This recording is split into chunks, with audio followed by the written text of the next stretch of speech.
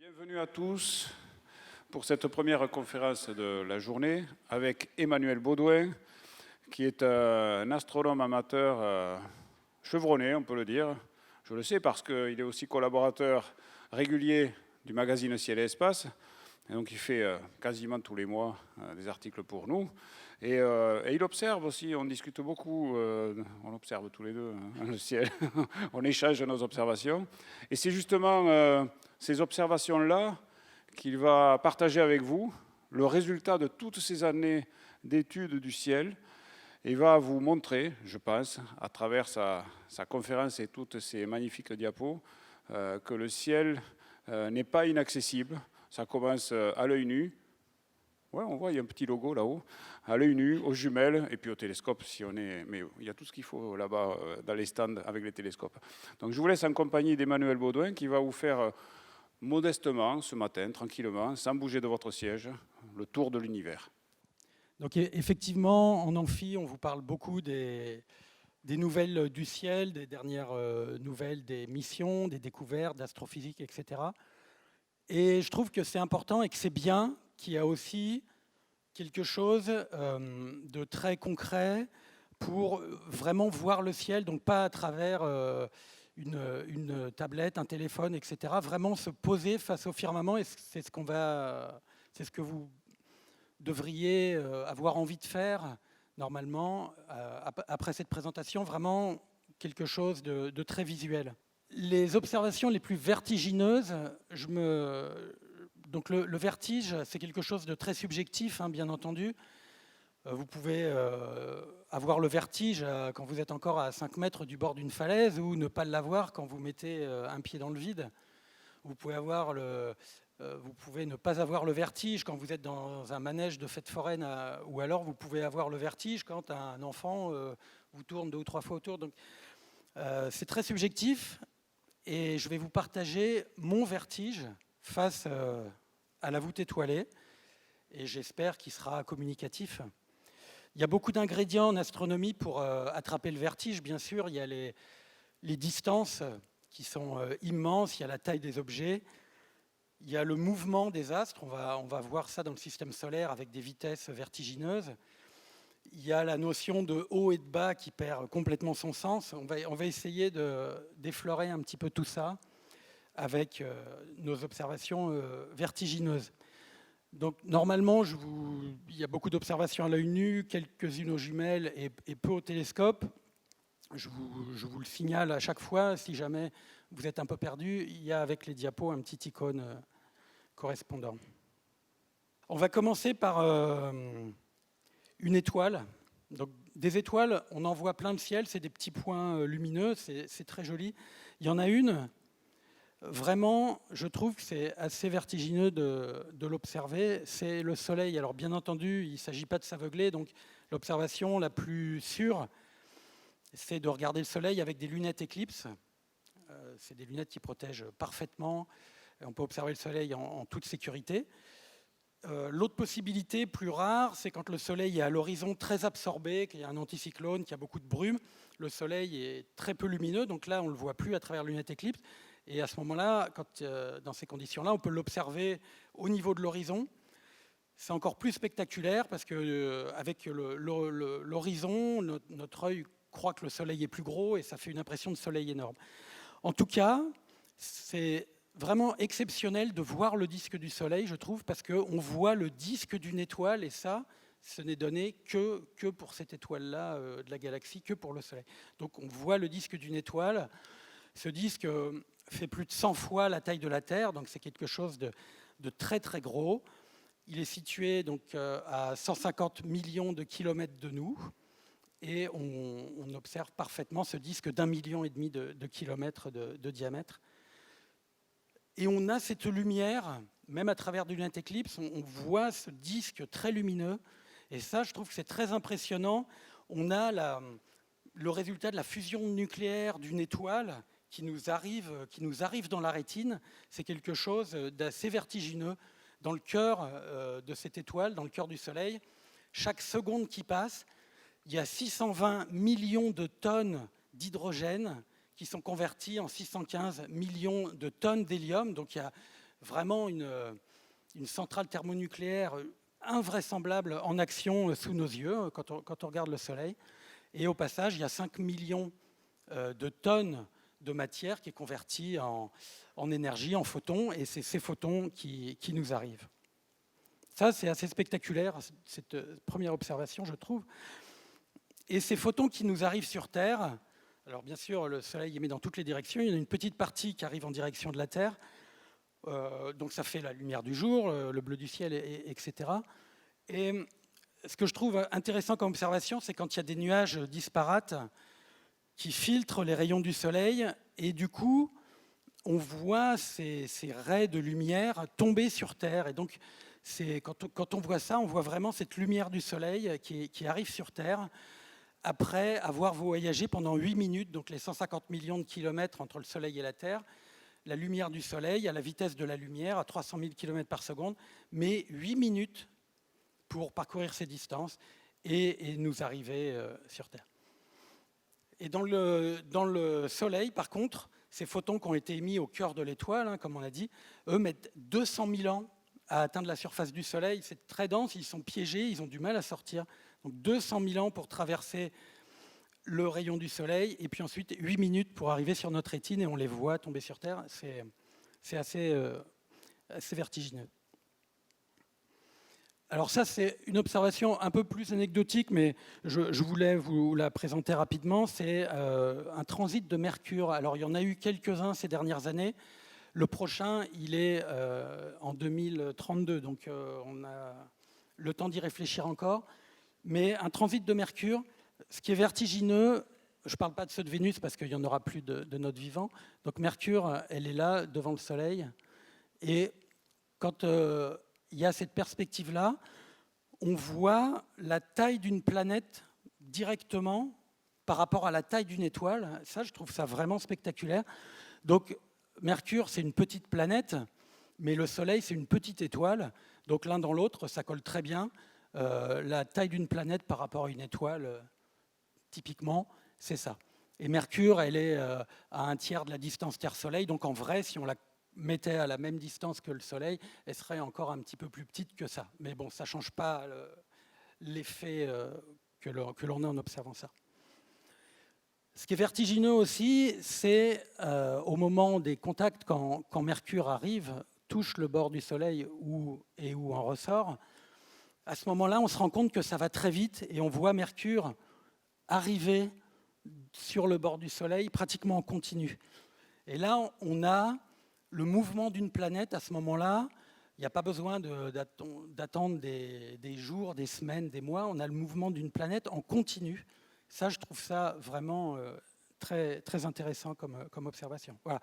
Bon, on a le temps, mais c'était pour vous faire un petit panorama des observations vertigineuses pour moi avec le Soleil.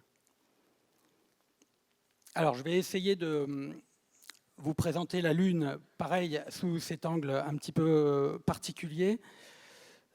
Alors, un angle particulier, pour moi, en regardant la Lune, ce qui est vertigineux pour moi, c'est de penser à la violence de ce qui se passait au début du système solaire.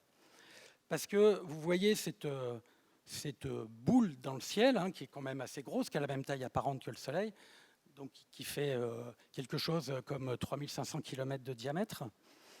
Cette boule énorme dans le ciel, c'est un morceau de terre arraché par l'impact avec un impacteur qu'on a appelé Theia. Donc vous imaginez la violence du choc pour avoir mis un bout de terre comme ça en orbite autour de la Terre, c'est quand même quelque chose de titanesque.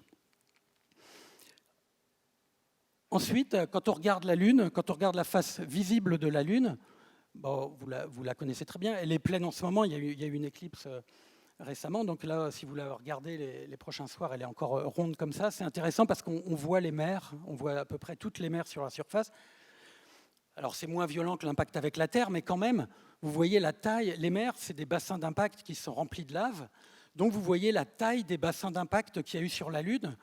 Et en gros, ça a complètement balafré la surface de la Lune avec des bassins d'impact de centaines de kilomètres de diamètre qui se sont remplis de lave. Donc des énormes astéroïdes qui ont percuté de plein fouet notre satellite avec des chocs très violents. Et ça, on l'imagine, on le ressent en voyant simplement à l'œil nu la face visible de la Lune.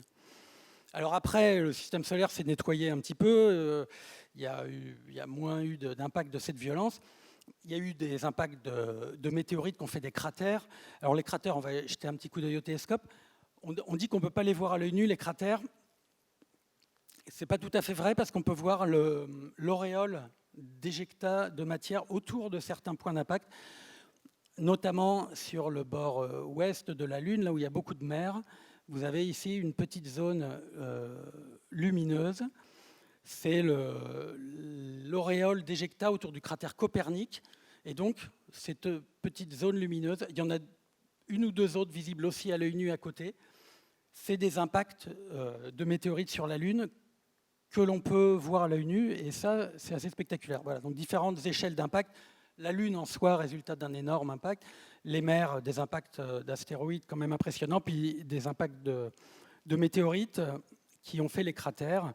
Et pour voir ces impacts qui ont fait des cratères, le mieux, c'est de regarder. Alors là, pour le coup, il faut une petite lunette. Les plus spectaculaires, c'est les impacts assez récents, comme celui-là que je vous ai montré à l'œil nu l'instant d'avant, sur des mers sombres, parce que du coup, ça fait du contraste et on voit l'auréole d'éjecta sur fond sombre. C'est très spectaculaire. Alors, c'est des cratères récents parce que ensuite, les rayons cosmiques, les micrométéorites, etc., vont éroder petit à petit la couche de surface de la Lune. Et au bout, alors ça dure longtemps, hein, au bout de plusieurs milliards d'années, on ne voit plus les auréoles autour des cratères. Donc vous voyez ça, quand on voit une auréole comme ça là, ou là autour de Kepler, etc., on sait que c'est des cratères jeunes. Vous pouvez dater un peu comme ça, juste à l'œil, les cratères d'impact. Lui, il est plus vieux, il a tapé sur la lave qui était solidifiée, parce qu'on voit le piton central. Mais l'auréole a été assez gommée. Et lui, il est très vieux parce que vous voyez, il a été rempli de lave, donc la lave a coulé dedans. Donc il datait d'avant cette période où la lave a coulé. Voilà. En tout cas, outre cette observation un peu technique, là, de dater les cratères comme ça à l'œil, quand on voit un cratère comme ça qui fait 80-90 km de diamètre et son auréole d'éjecta autour, on comprend la violence du choc qui a éteint les dinosaures il y a 65 millions d'années. Hein. On imagine ça sur Terre, ça fait quand même... c'est très impressionnant, je trouve. Voilà. Outre cet aspect choc dans le système solaire, ce que vous pouvez faire avec la Lune, c'est vous amuser à voir son mouvement. Alors, la Lune, on la voit se déplacer dans le ciel de soir en soir, de nuit en nuit, hein, on la voit, elle tourne autour de la Terre, elle tourne sur son orbite. Donc ça, c'est intéressant, mais on peut faire quelque chose de plus vertigineux, c'est de la voir bouger en continu. Et pour la voir bouger en continu, je vais vous montrer deux possibilités. La première possibilité, c'est le plus spectaculaire, c'est avec une éclipse de Lune, on voit l'ombre de la Terre progresser sur la surface de la Lune, ça va assez vite. Là, le timing entre les photos, là, j'avais fait, je ne sais plus si c'est 5 ou 6 ou 7 minutes, enfin, c'est quelques minutes d'intervalle entre les photos, et même à l'œil nu, vous voyez que ça va vite. Alors, ce n'est pas l'ombre de la Terre qui progresse sur la Lune, c'est la Lune qui bouge sur son orbite, et 3500 km/h à peu près, la vitesse de la Lune, plus vite qu'une balle de fusil. Et là, vous avez la Lune qui rentre dans l'ombre de la Terre au moment de l'éclipse, et là, vous voyez le mouvement de la Lune pratiquement en continu. Si vous grossissez un peu avec un petit télescope, l'ombre évolue de manière permanente, et on voit un objet du système solaire bouger. C'est très intéressant et assez vertigineux de mon point de vue.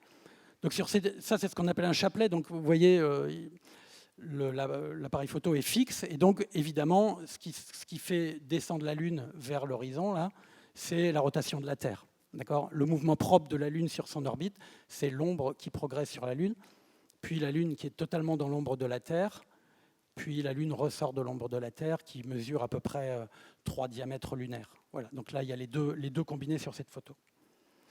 Prochaine éclipse de Lune en mai prochain, où vous pourrez vous amuser en voyant l'ombre de la Terre progresser sur la Lune, à penser à ce mouvement de notre satellite sur son orbite.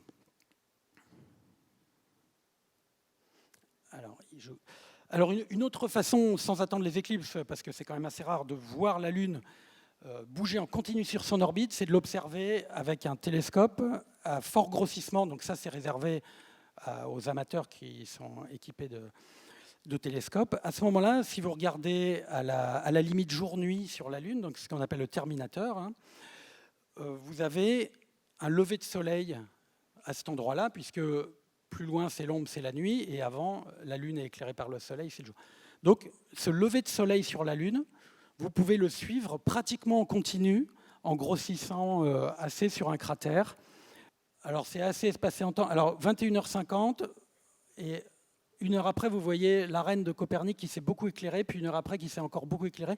Donc là, le laps de temps est très grand, mais vous pouvez observer des petits détails sur l'arène des cratères qui apparaissent à des échelles de temps beaucoup plus fines que ça. Et là encore, vous avez un lever de soleil sur la Lune presque en continu. Ça, je trouve ça vraiment très spectaculaire à observer. C'est une observation qui est assez facile et spectaculaire. Et ça, donc, les énergies mises en jeu, là, donc un satellite de 3500 km de diamètre qui avance sur son orbite plus vite qu'une balle de fusil, c'est énorme. Et à la fois, c'est très paisible. Quand vous voyez ça, vous voyez le lever de soleil sur la Lune en continu. Et il y a à la fois cet aspect très, très paisible, très reposant du spectacle dans le silence de la nuit. Ça aussi, c'est quelque chose d'intéressant. Alors l'ombre de la Terre, on peut la voir, vous avez vu, on vient de le voir au moment des éclipses de Lune, quand la pleine Lune passe dans l'ombre de la Terre. Ce que je trouve amusant, c'est de regarder aussi la lumière de la Terre dans l'espace. La lumière de la Terre dans l'espace, donc la Terre n'émet pas sa propre lumière, elle reflète la lumière du Soleil, elle fait miroir à la lumière du Soleil, et elle renvoie ça dans l'espace. On peut le voir, c'est une observation qui est facile. C'est de regarder la Lune en croissant, quelques jours après la nouvelle Lune, donc quand elle est en croissant dans le ciel du soir, ou quelques jours avant la nouvelle Lune, quand elle est en croissant dans le ciel du matin.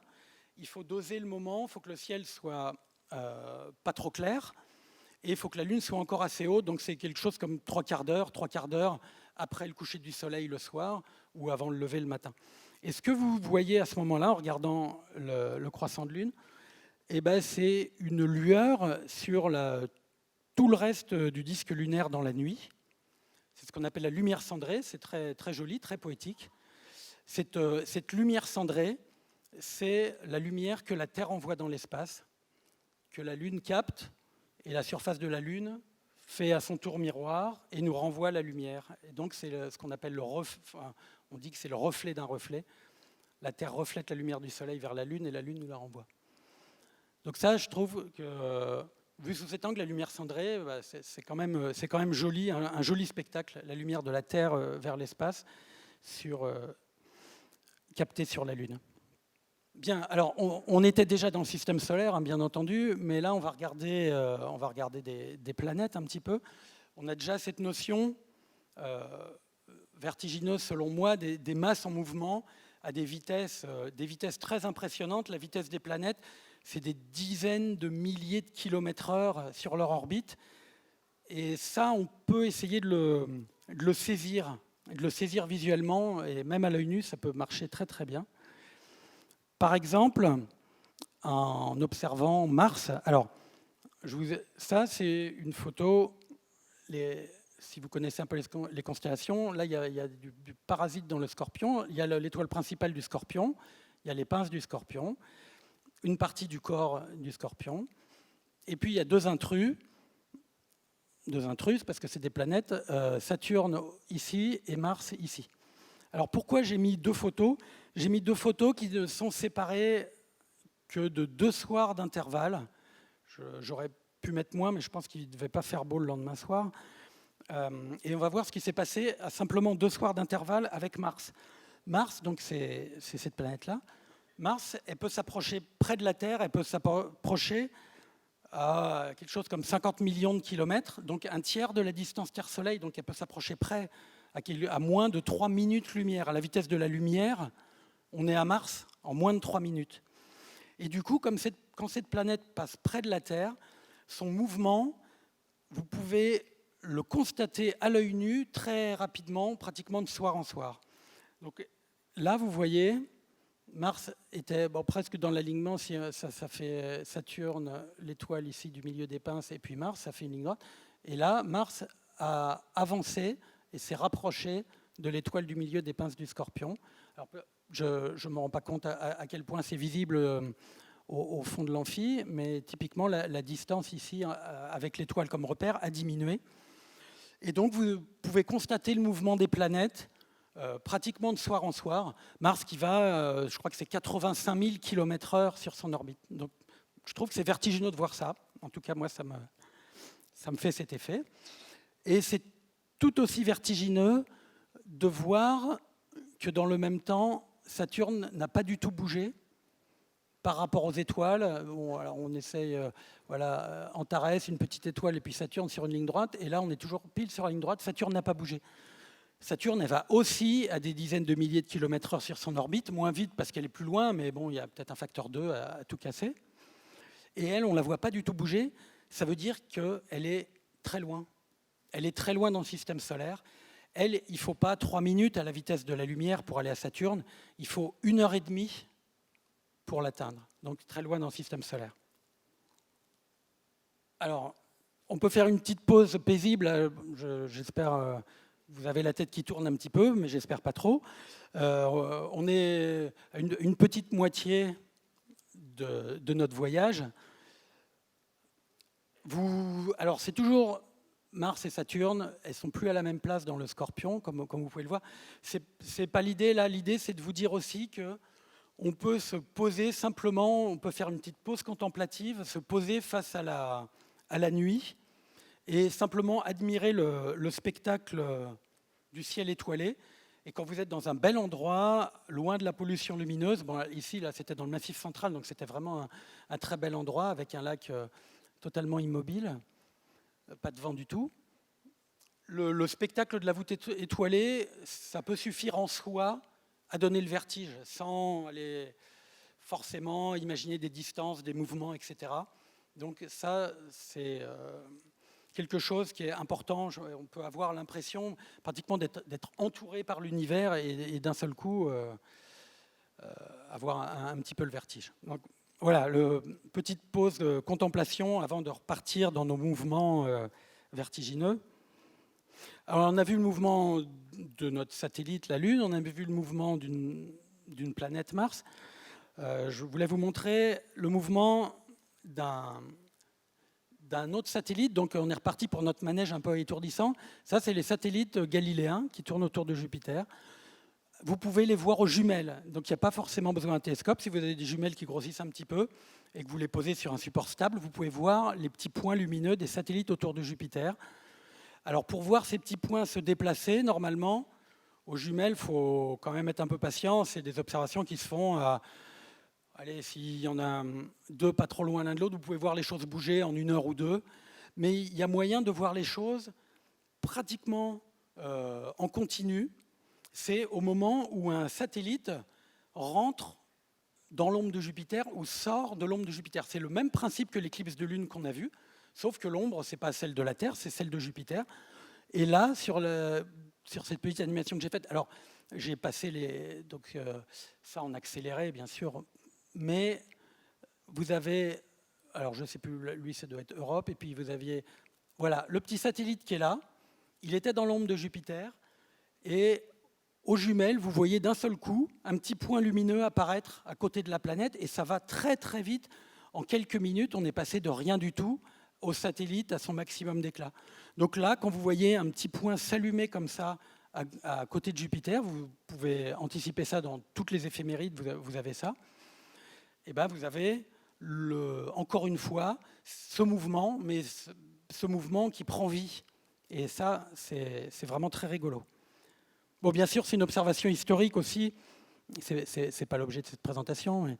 Donc Galilée qui a observé ça pour la première fois à la lunette au début du XVIIe siècle et qui a montré que tout ne tournait pas autour de la Terre. Là, on voit très bien que les satellites ne tournent pas autour de la Terre.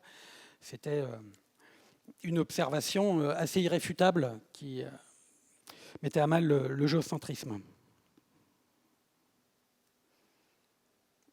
La dernière vision du système solaire que je voulais partager avec vous, ça va être moins endiablé, ce n'est pas le manège avec les mouvements perceptibles instantanément, au contraire. Là, on peut se poser, et c'est une comète, quand il y a une comète dans le ciel. Alors ça tombe bien, début décembre, il y aura une comète qui sera peut-être visible à l'œil nu, qui devrait être visible aux jumelles en tout cas. Et puis vous vous rappelez sans doute de cette comète, j'en redirai un mot, qui a illuminé l'été 2020, qui s'appelait Neowise. Donc une comète, c'est un petit bloc rocheux et glacé. C'est pas gros par rapport aux planètes. Une comète, ça fait, l'ordre de taille, c'est le kilomètre. Donc voilà, un bloc de cailloux et de glace mêlés. Et ce petit bloc d'1 kilomètre de diamètre, il est capable de faire un panache qui fait des dizaines de millions de kilomètres de long. Et ça, quand on regarde une comète comme ça, moi je trouve ça quand même assez incroyable. Le petit bloc d'1 kilomètre de diamètre, il fait son panache de dizaines de milliers de kilomètres de long, puis il repart pratiquement intact. Pas toujours, hein. Des fois il se casse, mais il peut repartir pratiquement intact, et puis refaire la même chose au prochain passage. Voilà. Donc le panache d'une comète, c'est des dizaines de fois plus grand qu'une étoile, alors que le noyau de la comète est totalement minuscule. Ça, je trouve ça assez impressionnant. Donc ici, illustration avec la comète Neowise. Ça, c'est 3 photos que j'avais faites au crépuscule en milieu de nuit. Elle était pile ce qu'on appelle circumpolaire, c'est-à-dire vous voyez la queue de gaz ionisé là, qui est verticale, ça veut dire que le Soleil est pile en dessous, et le Soleil est pile en dessous, et la comète touche juste l'horizon. Et puis après, elle remonte dans le ciel du matin. Donc ça, c'est la queue de gaz et la queue de poussière incurvée. Et donc elle s'incurve parce que la comète file sur son orbite, et du coup le panache de gaz reste un peu, le panache de poussière reste un peu en arrière. Voilà, ça c'est typiquement ça. Je crois que Neowise, elle était grosso modo à une unité astronomique, donc la distance du Soleil, et la queue, les queues de Neowise, c'était pas 1,5 degré comme le Soleil, c'était plutôt 10 degrés, donc 20 fois la taille du Soleil. Bien, on quitte le système solaire et le vertige devrait croître à cause des distances, j'espère. Je vous propose de plonger à l'œil nu jusqu'au centre de notre galaxie, la Voie lactée.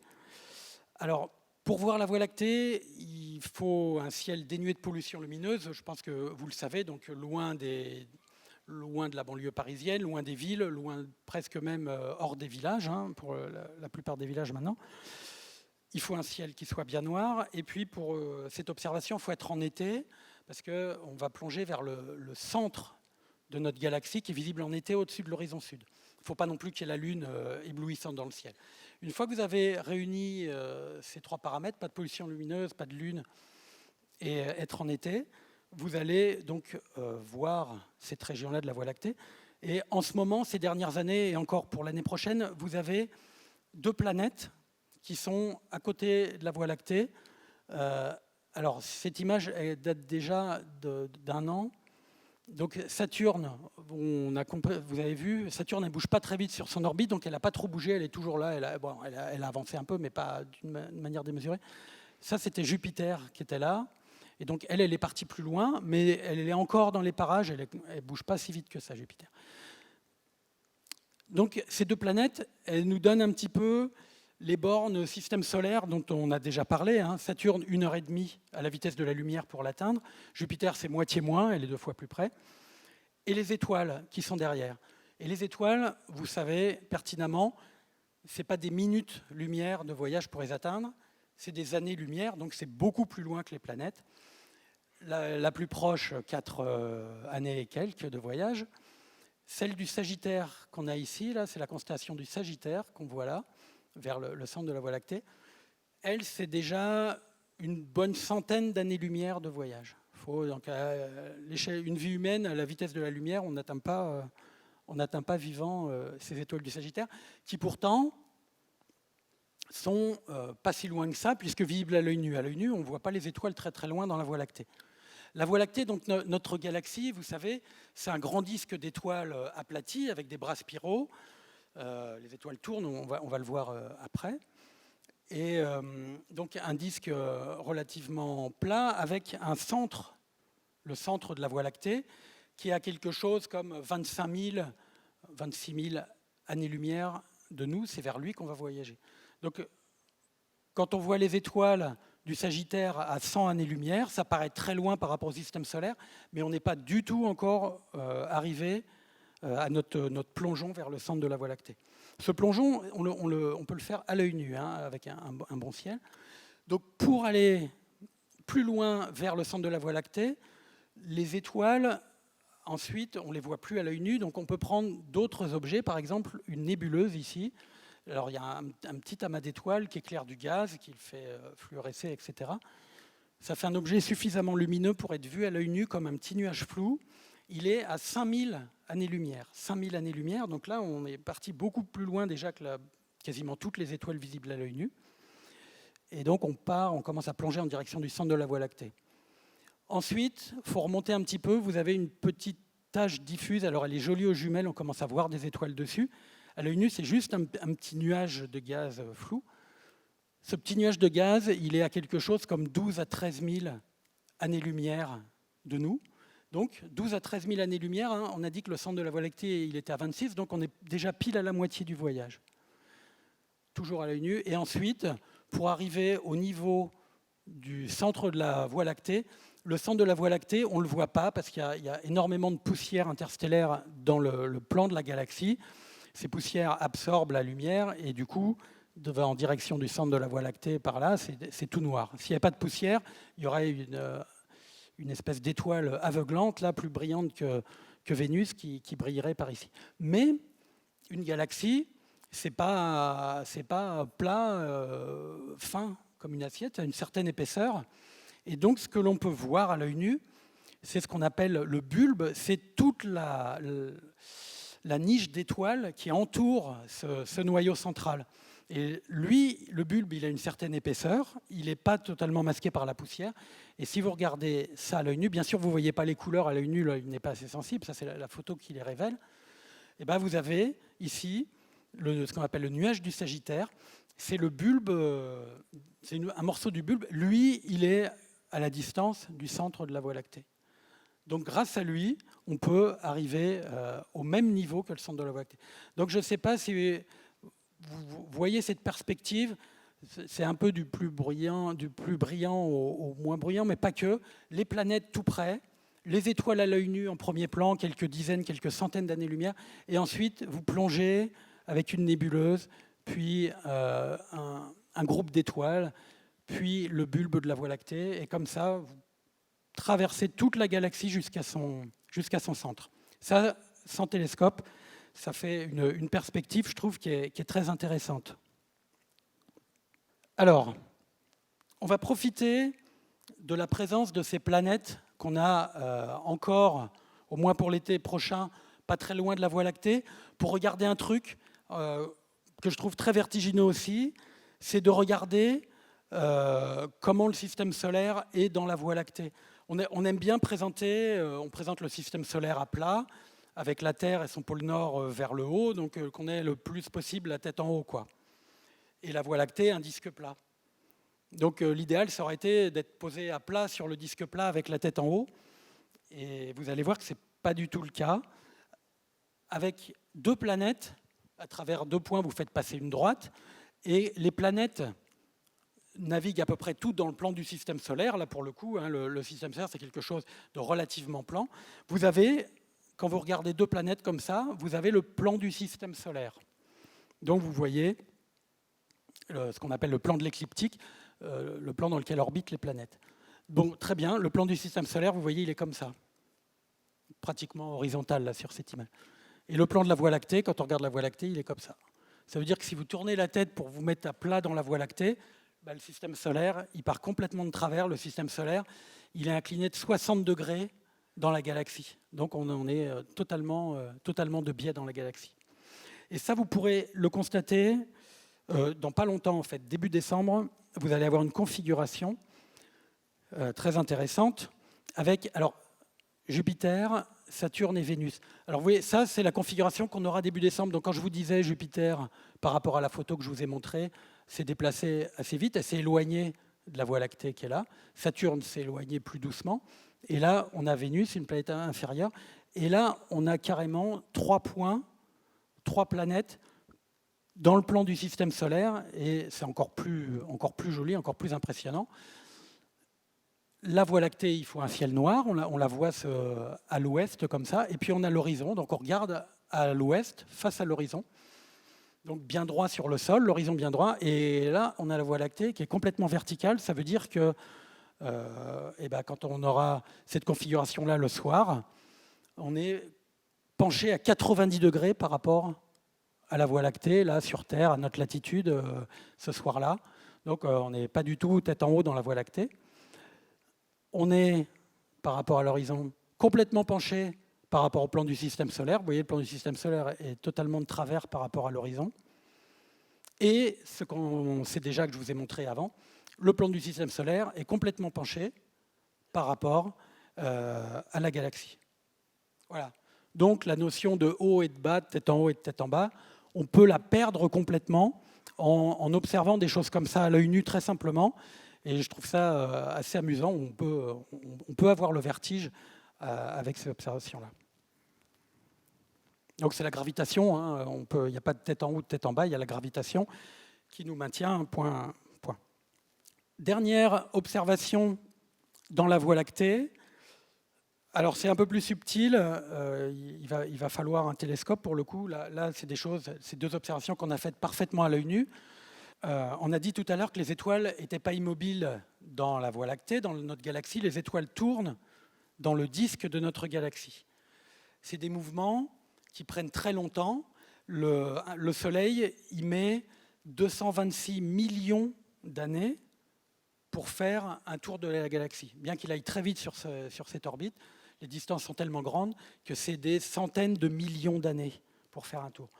Donc, quand on pense à des distances comme ça, on se dit, à l'échelle d'une vie humaine, ce n'est pas la peine d'essayer de voir bouger quelque chose, rien ne va se passer. Et bien, en fait, ce n'est pas vrai.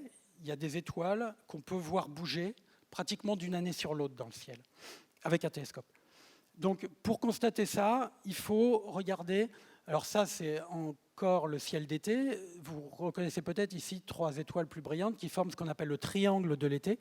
Mais le triangle de l'été, il est tellement haut au-dessus de l'horizon qu'on le voit jusqu'en hiver, jusqu'à maintenant. Donc vous pouvez encore repérer cette étoile maintenant. Et puis à partir du printemps, dans le ciel du matin. Le triangle de l'été, vous avez la croix du cygne ici. Bon, elle est un peu de biais ici. Hop, la croix du cygne ou la croix du nord. Vous repérez cette croix. Et sur le flanc est de la croix, vous repérez un petit point qui est difficile à discerner d'une autre étoile à l'œil nu, il faut connaître sa position. Ce petit point, c'est une étoile qui s'appelle 61 du cygne, qui paraît totalement anodine. Hein, si on se dit quelle est l'étoile la plus importante à regarder, on va se dire c'est celle-là. Non, c'est celle-là. Cette étoile, elle a été surnommée l'étoile volante de Piazzi, parce que dès le début du 19e siècle, donc il y a déjà 200 ans, les astronomes ont constaté le mouvement de cette étoile avec leur télescope. Et constatant ce mouvement, ils se sont dit, si on la voit bouger dans le ciel, c'est qu'elle n'est pas si loin.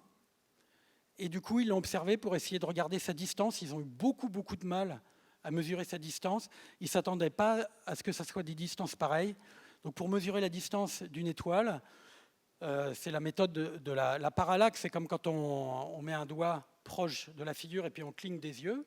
Voilà, avec un œil et l'autre, on voit le doigt osciller par rapport au fond de la salle lointain. Et on se dit, une étoile proche par rapport aux étoiles lointaines. Alors, si on cligne des yeux, évidemment, ça ne suffit pas comme base.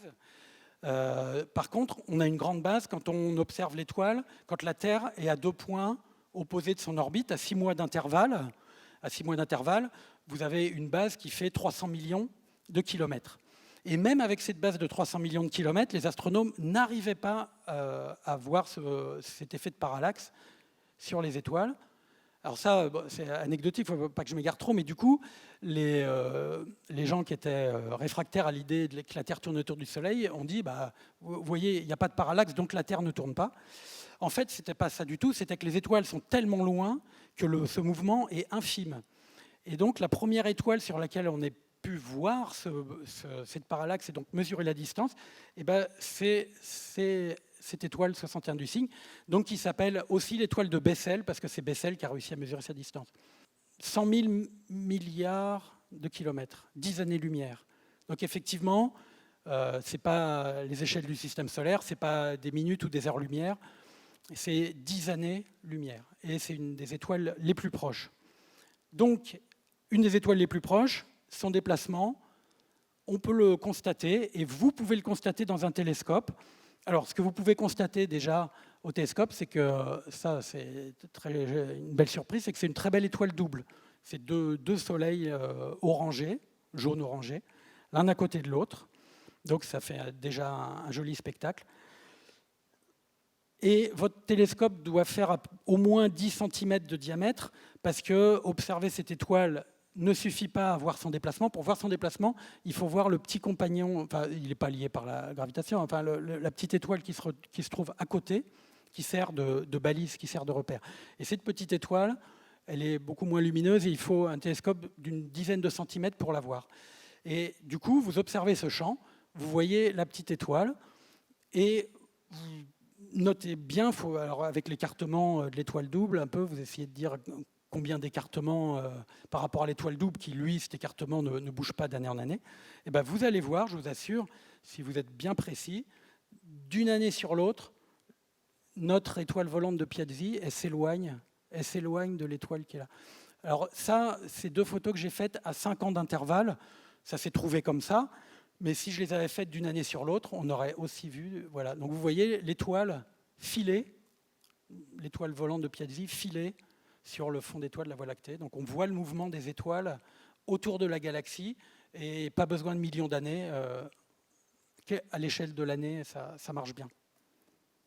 Alors le dernier plongeon, c'est de sortir de notre galaxie, de sortir de la Voie lactée et d'aller voir l'univers entier. Et là, le vertige, ce n'est pas les mouvements rapides du système solaire, ce n'est pas les distances dans la Voie lactée, c'est plutôt la machine à remonter le temps qui va se mettre en place avec ces distances.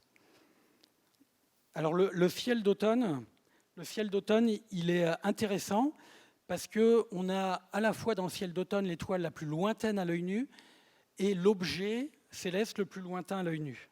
On a parlé déjà de la distance des étoiles. Ça, c'est le carré de Pégase. Et puis ça, c'est la constellation d'Andromède. Et ça, c'est le W de Cassiopée. Bon, ça, c'était pris, je ne sais plus, en fin d'été, je ne sais plus. Maintenant, tout ça, c'est plein sud, en ce moment, le soir. Et on a déjà dit, typiquement, les étoiles visibles à l'œil nu, c'est quelques dizaines d'années-lumière quand elles sont proches, quelques centaines d'années-lumière quand elles sont loin. La plus lointaine étoile à l'œil nu, il faut regarder le W de Cassiopée, et là, vous avez bêta de Cassiopée, et à côté, vous avez un petit point que je pointe ici au laser. Alors évidemment, pareil, région parisienne, c'est pas possible. C'est une étoile qui fait magnitude 4,5 pour les astronomes amateurs. Elle est quand même assez loin de la limite de visibilité à l'œil nu, donc c'est encore assez confortable, mais bon, il faut quand même un bon ciel et une bonne vue. Et cette étoile, elle est à 10 000 années-lumière. Donc c'est quand même très exceptionnel de voir une étoile aussi loin. 10 000 années-lumière, quand on a fait notre voyage vers le centre de la Voie lactée, on est très loin du système solaire à 10 000 années-lumière. Le deuxième objet record que vous avez en dessous, ici dans Andromède, que vous connaissez tous, c'est le petit nuage diffus qui est ici. Donc vous regardez l'arc d'étoiles de la constellation Andromède, vous remontez 2 petites étoiles, et puis si votre ciel est relativement noir, même condition que pour regarder la Voie lactée un peu. Pas de pollution lumineuse, pas de lune dans le ciel, sauf qu'il n'y a pas besoin d'être en été, en automne et en hiver, ça marche. Et vous avez ce nuage diffus, ça c'est plus une étoile, ça c'est un groupement de milliards d'étoiles, c'est une autre galaxie. Cette autre galaxie, vous la voyez à l'œil nu, c'est la galaxie d'Andromède. Elle est à 2,5 millions d'années-lumière, 2,5 millions de voyages pour atteindre la galaxie Andromède. Donc là, les distances, évidemment, sont vertigineuses par rapport au ciel étoilé à l'œil nu. Et pourtant, c'est toujours à l'œil nu. C'est l'objet le plus lointain qu'on puisse observer à l'œil nu. Donc ça, c'est vraiment vertigineux. Si vous la regardez un peu plus grossie, bon, ça c'est une photo, mais aux jumelles, elle est très impressionnante. Elle peut remplir le champ des jumelles. Et là, le voyage dans le passé prend vraiment son sens. Le voyage dans le passé, vous le faites tout le temps quand vous regardez le ciel, quand vous regardez la Lune. Vous regardez la Lune telle qu'elle était il y a 1 seconde. Il faut 1 seconde à la lumière pour nous parvenir. Le Soleil, on en a parlé au début. Il faut 8 minutes à la lumière pour nous parvenir de la surface du Soleil. Les planètes, on en a parlé aussi. Les lointaines, quelques heures. Les étoiles à l'œil nu, quelques dizaines d'années, quelques centaines d'années. Le centre de la Voie lactée, on en a parlé, 25 000 ans à peu près, 26 000 ans. Et la galaxie d'Andromède, eh ben, c'est 100 fois plus que ça. C'est 2,5 millions d'années. Ça veut dire qu'on voit de la lumière ici, qui est partie de la galaxie Andromède il y a 2,5 millions d'années. On voit la galaxie Andromède telle qu'elle était il y a 2,5 millions d'années. Et c'est la galaxie la plus proche de nous. Donc les autres, c'est encore beaucoup plus. La réciproque est vraie, et ça, je trouve que c'est encore plus vertigineux. Ça veut dire qu'eux, s'ils ont des télescopes assez puissants pour observer la surface de la Terre en détail, ils ne voient pas de ville, ils ne voient pas de construction, ils voient des australopithèques dans la savane africaine à l'instant présent. Ça, c'est quand même fou. On leur fait un petit coucou, là, en se disant, voilà. Ben, leur petit coucou, ils l'observeront dans 2,5 millions d'années, alors qu'on ne sera plus là depuis 2,5 millions d'années. Voilà. Ça, c'est le temps au niveau des galaxies devient assez étourdissant, et c'est la galaxie la plus proche. La dernière observation que je vous propose, c'est dans le ciel de printemps cette fois, donc c'est d'attendre les beaux jours, ça va venir vite. Donc on peut repérer quelques constellations de printemps. Vous avez la Grande Ourse là au-dessus de votre tête, vous avez le Lion au sud, la constellation de la Vierge avec Spica ici, Arcturus et le Bouvier. Bon, voilà, il faut reconnaître un peu le ciel de printemps, c'est plus simple avec les étoiles reliées comme ça. Et ce que je vous propose pour finir, là encore c'est une observation un peu technique, mais c'est la dernière, on en a fait plein l'œil nu, donc on peut varier un petit peu les plaisirs, c'est de regarder aux jumelles. Je vous ai mis les objets visibles aux jumelles. Alors ça, c'est un logiciel planétarium, hein, c'est une simulation du logiciel Stellarium qui montre ça. Donc il y a les amas globulaires qui sont en rond comme ça, les amas ouverts qui sont en rond comme ça, et les petits disques rouges qui nous intéressent, c'est les galaxies visibles aux jumelles, grosso modo, dans un ciel noir toujours.